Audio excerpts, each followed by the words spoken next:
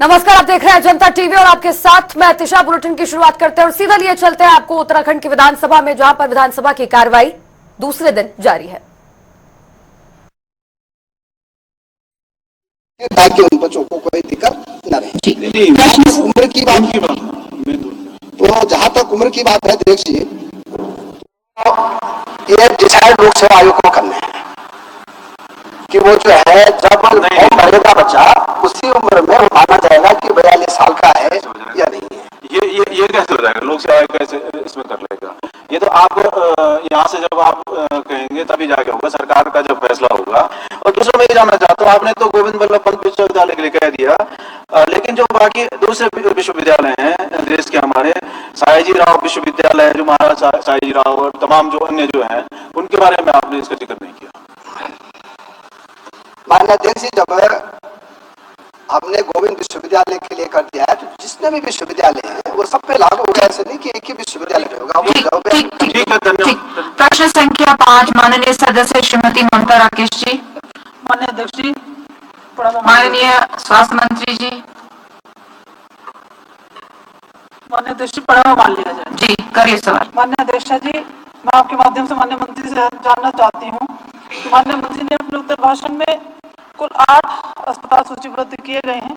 ये अस्पताल चिकित्सालय कौन कौन से हैं, इनके नाम जानना चाहती हूँ, कहाँ हैं। माननीय मंत्री जी।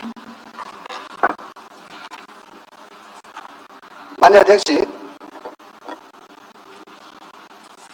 मैं दीदी का बहुत धन्यवाद कर रहा हूँ कि दीदी को बहुत स्वास्थ्य विभाग के बारे में काफी चिंताएं भी रहती हैं और मुझे भी सदन में कहते हुए बड़ी खुशी हो रही है।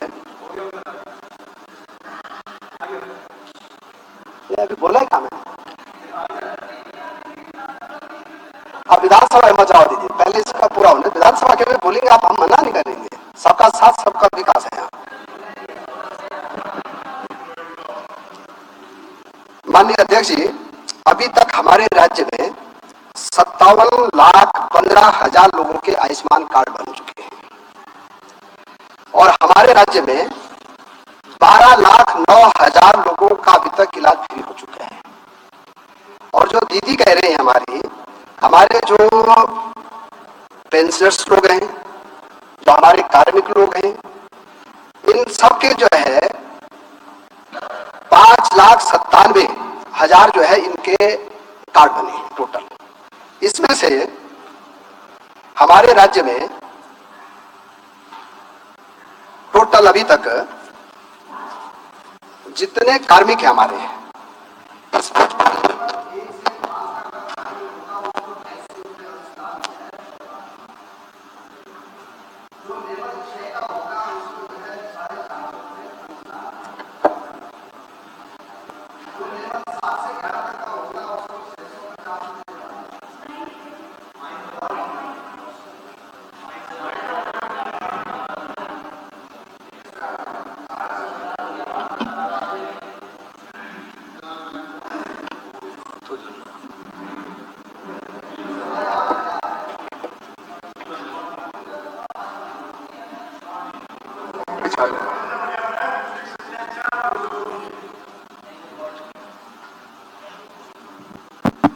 हेलो हेलो, आवाज आ रही है?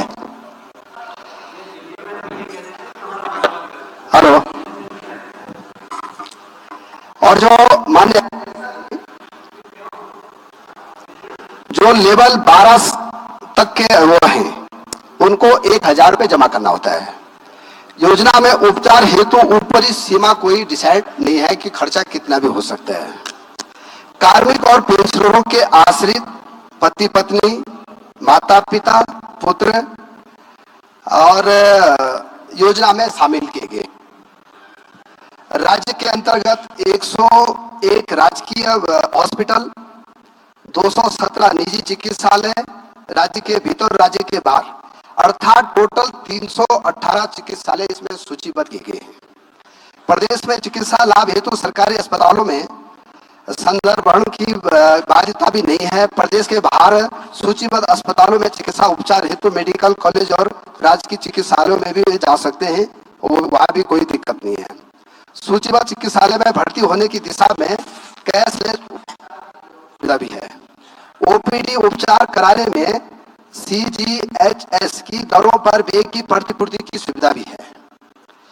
ओपीडी प्रतिपूर्ति हेतु आहरण वितरण अधिकारी के माध्यम से ऑनलाइन स्वीकृति और भुगतान तथा राज्य स्वास्थ्य प्राधिकरण द्वारा किए जाने की व्यवस्था है। 30 अप्रैल 2024 तक 4,65,000 लाभ प्राप्त जो है लाभार्थी हैं उनके गोल्डन कार्ड बनाए गए हैं। इसमें से माननीय अध्यक्षा जी 1,22,654 लाभार्थियों की ओपीडी की व्यवस्था जो है हम लोगों ने उनका इलाज कराया। 200 करोड़ रुपए इन पे खर्चा हुआ है और 85,589 जो है लोगों ने आईपीडी की सुविधा ली। 328 करोड़ रुपए इन पे खर्चा हुआ है।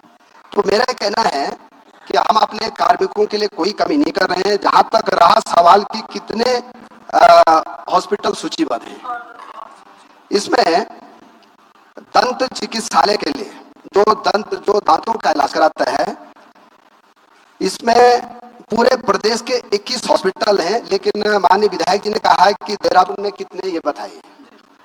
इसमें दून मेडिकल कॉलेज तो है, सुभारती भी है, हरवर्डपुर में कोई क्रिश्चियन हॉस्पिटल है वो भी है, जोशी जी का कोई हॉस्पिटल है सेलाकुई में वो भी है, कृष्णा मेडिकल हॉस्पिटल है वो भी है, मेडिकल केयर सेलाकुई है, SK मेमोरियल है, श्री महंत इंद्रेश हॉस्पिटल है, स्वामी राम हॉस्पिटल, ये तो दंत चिकित्सालय हॉस्पिटल है।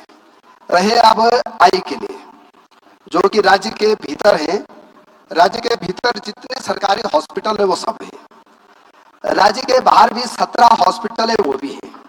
लेकिन जो प्राइवेट हॉस्पिटल है, जो दीदी कह रही है कि इसमें प्राइवेट कितने हैं, उसमें माननीय अध्यक्षा जी दृष्टि सेंटर फॉर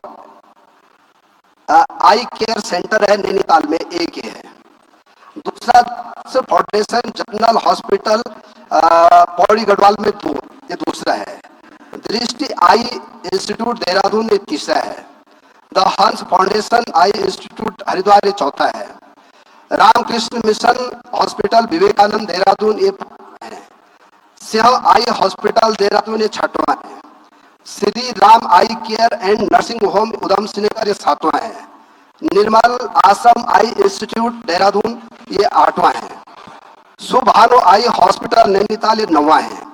वेदांता नेत्रालय नैनीताल ये 10वां है। IQ विजन प्राइवेट लिमिटेड 11वां है। श्री महंत देहरादून ये 12वां है। नवज्योति आई हॉस्पिटल ये है। अभिलाषा आई हॉस्पिटल हरिद्वार ये 14वां है। वेदांता ज्योति आई हॉस्पिटल हरिद्वार ये 15वां है। MM नेथानी आई सेंटर देहरादून ये 16वां है। स्पर्श hospital and research centre Udham Singh Nagar है। दीदी आप वाला आ गया, नहीं तो मैं और भी बोलता रहूंगा। माननीय मंत्री जी आप लिस्ट भेज दीजिएगा। सुभारती आई हॉस्पिटल लिस्ट भेज दीजिएगा, बहुत लंबी लिस्ट है। है। आनंद नेत्रालय देहरादून ये 20वां है। माननीय मंत्री जी प्रभु नेत्रालय दूसरा सवाल करिए जी। अब इसमें माननीय अध्यक्ष जी जो सबसे महत्वपूर्ण बात है कि दीदी ने पूरा प्रश्न पूछा नहीं मुझे, आप या तो आपने थोड़ा सी बीच में गैप कर दिया। आपने पूछा कि नजर के चश्मे और लेंस का क्या होगा, आप तो बोल रहा। माननीय अध्यक्षा जी, मैं माननीय मंत्री जी से आपके माध्यम से जानना चाह रही थी कि उनमें दांतों के अलावा और कौन कौन से उपचार किए जाएंगे। क्या उनकी भांति उचित उपचार न मिलने पर मेडिकल प्रतिपूर्ति की सुविधा दी जाएगी? तो अभी उत्तराखंड विधानसभा से लाइव तस्वीरें आपको दिखा रहे थे और अब बुलेटिन में आगे बढ़ेंगे। बता दें कांग्रेस की ओर से बुलाए गए देशव्यापी ईडी घेराव का असर सत्र के दूसरे दिन देखने को मिल रहा है। विधानसभा के बाहर कांग्रेस विधायकों ने बैनर पोस्टर लेकर सरकार के खिलाफ नारेबाजी करते हुए प्रदर्शन किया और ईडी के दुरुपयोग को रोकने की मांग की है। इस दौरान हमारे संवाददाता ने कांग्रेस के विधायकों से खास बातचीत की है। चलिए आपको सुना देते हैं क्या कुछ इस दौरान तमाम कांग्रेस विधायकों ने विरोध प्रदर्शन करते हुए बातचीत की हमारे संवाददाता से। कांग्रेस के द्वारा देशव्यापी उनकी कार्यालय घेराव कार्यक्रम किया जा रहा है। यही सदन में भी यहाँ पर सियासत देखने को मिल रहा है, जहाँ पर धरना प्रदर्शन कर रहे हैं कांग्रेस के तमाम कांग्रेस के विधायक। आइए बात करते हैं।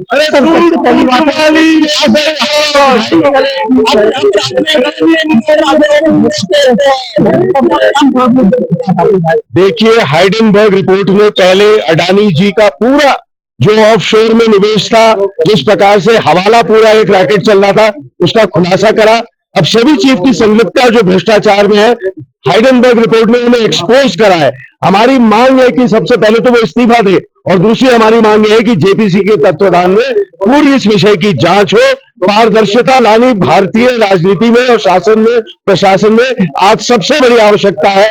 ऐसा लगता है हिटलर शाही हावी हो चुकी है, लोकतंत्र कहीं ना कहीं धीरे धीरे खत्म होता जा रहा है। कर्ज दिया गया है, मानकों के दुरुपयोग इतिहास देखेंगे 2014 से अब तक का कितने ही तमाम मुकदमे उन्होंने किए हैं, तमाम मुकदमे किए हैं। परिणाम क्या हुए कोर्ट में जाकर अगर आप देखेंगे, संज्ञान लेंगे तो हजारों की जगह मात्र सैकड़ों से भी कम, क्या मैं कहता हूँ 50 से भी कम मुकदमों में डिसीजन आ पाए हैं। नहीं तो ये लोग क्या कर रहे हैं, ईडी का दुरुपयोग कर रहे हैं। कोई इनके खिलाफ बात करता है, सत्ता पक्ष के खिलाफ अगर कोई बोलता है, सत्ता पक्ष के विरुद्ध अगर कोई बोलता है, जन मुद्दे उठाता है। यहाँ पर जो आज मुद्दा है, किन किन मुद्दों के साथ आप यहाँ पर आ जाएं? आज हम लोगों के हाउस में मुद्दे हैं। हमारी कानून व्यवस्था है, वैसे तो आम जन से जुड़े तमाम विषय कानून व्यवस्था है। देखिए, प्रांतीय विषय चिकित्सा इस प्रदेश के जितने जन, लेकिन आज पूरे देश ईडी सीबीआई का घेराव किया जा रहा है। अपने अनुसांगिक संगठन उनको वो बनाकर विपक्ष को, जिनमें से यशपाल आज भी यहाँ पर मौजूद है, जिन्होंने जो बैनर पोस्टर लगाया वहाँ पर ईडी सीबीआई की बदहाल व्यवस्था है, उनकी बैनर पोस्टर लगाकर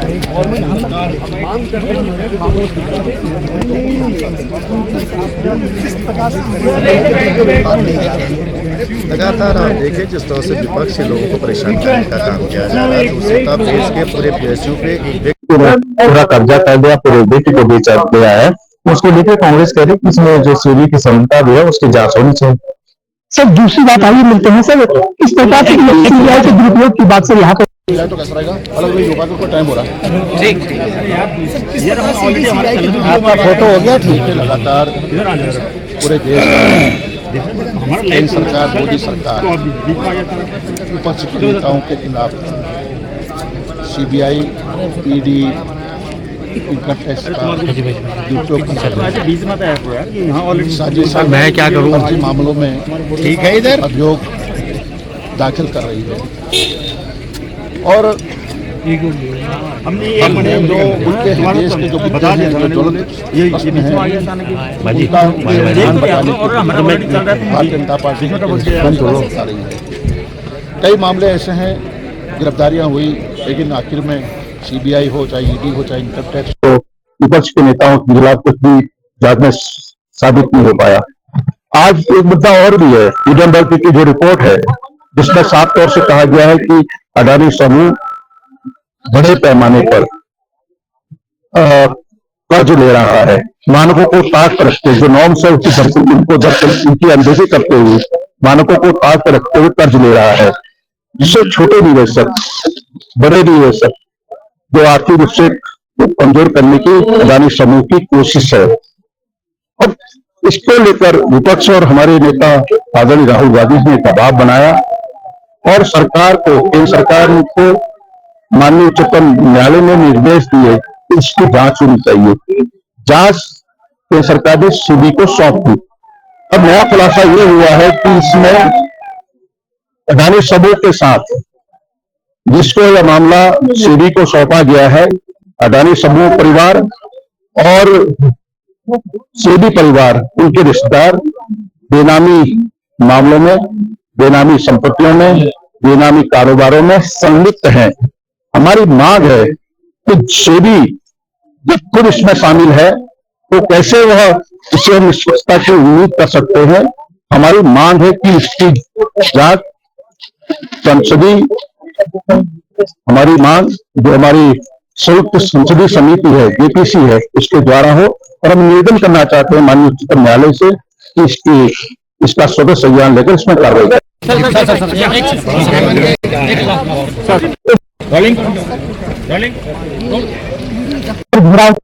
साथ ही साथ कहा जा रहा है कि में जो भाजपा या सरकार जो इसका दुरुपयोग कर रही है, इसके दुरुपयोग पर बंदिश लगे। क्या क्वेश्चन अमित भट्ट के साथ मैं यश आनंद, जनता टीवी, देहरादून।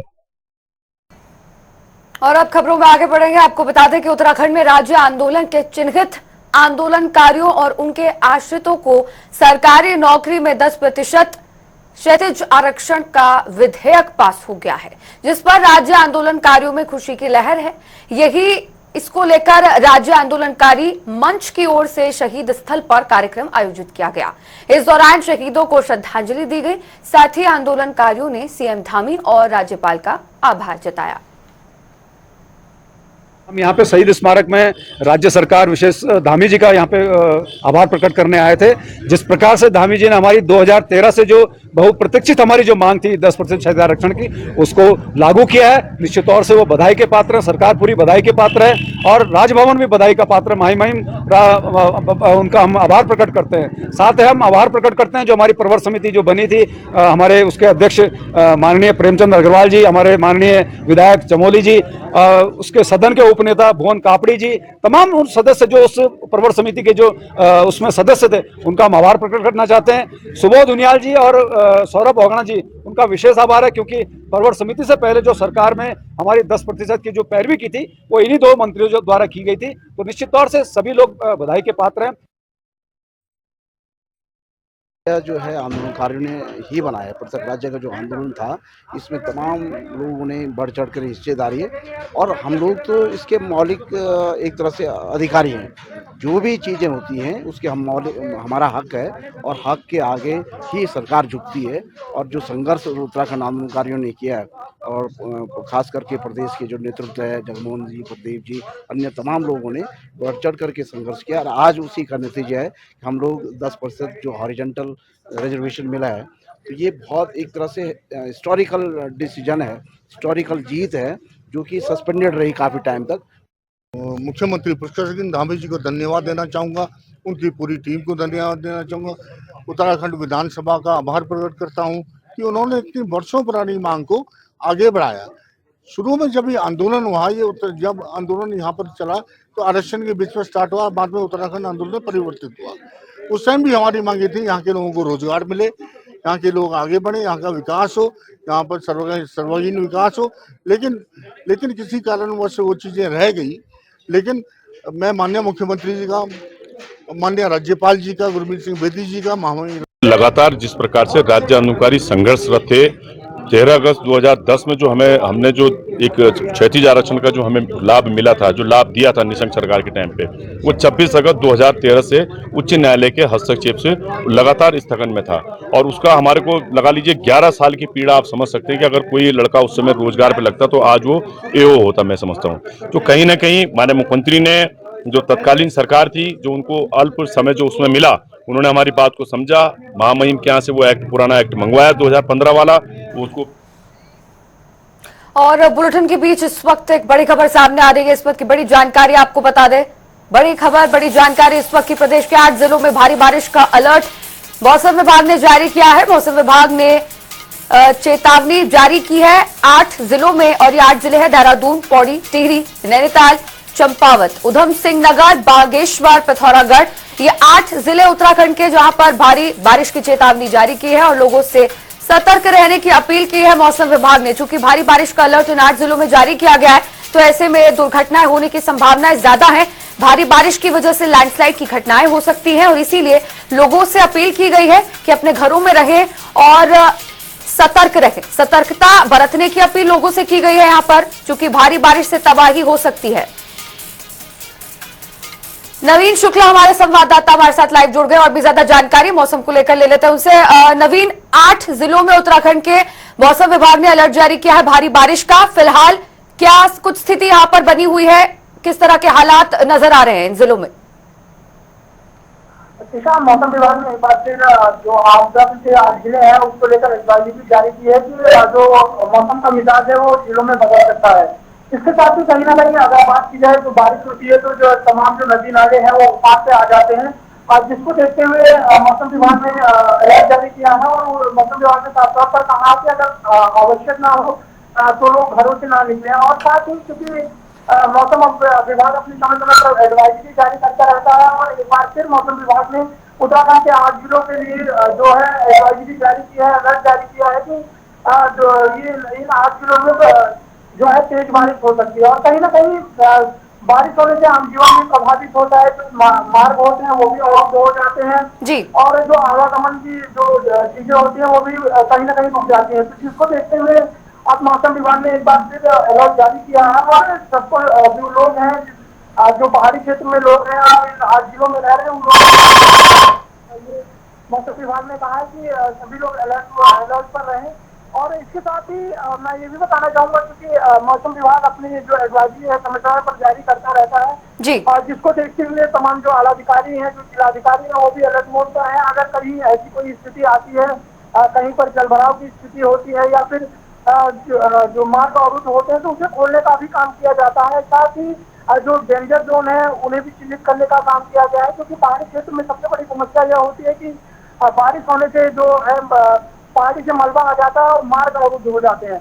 ऐसे में अगर मार्ग अवरुद्ध न होने पाए इसका विशेष रूप से ध्यान रखा जा रहा है। डेंजर जोनों को चिन्हित किया गया है कि जहाँ पर ऐसी स्थिति होती है जहाँ पर मलबा पहाड़ी से आ जाता है उसे तुरंत खोलने का काम किया जाए, जिससे जो आवागमन की चीजें हैं जो वो कहीं प्रभावित ना होने पाए, लोगों को जो कनेक्टिविटी है वो टूटने ना पाए, इसका विशेष रूप से ध्यान रखा जा रहा है। और कहीं ना कहीं मौसम विभाग जब भी ऐसी चीजें आती हैं तो अपनी एडवाइजरी जारी करता है। और एक बार फिर मौसम विभाग ने उत्तराखंड के 8 जिलों के लिए जो है अलर्ट जारी किया है कि इन 8 जिलों में भारी बारिश की संभावना मौसम विभाग ने जताई है और लोगों को सतर्क रहने के निर्देश भी दिए हैं। बिल्कुल नवीन, तो कुल मिलाकर ये कहा जा सकता है कि मौसम विभाग ने तो एहतियातन कदम ले लिए हैं और निर्देश जारी किए, लेकिन जो प्रशासनिक अमला है वो भी पूरी तरह से तैयार है भारी बारिश की वजह से जो तबाही है उसको कंट्रोल करने के लिए। फिलहाल आपका जुड़ने के लिए और तमाम जानकारी के लिए बहुत बहुत शुक्रिया।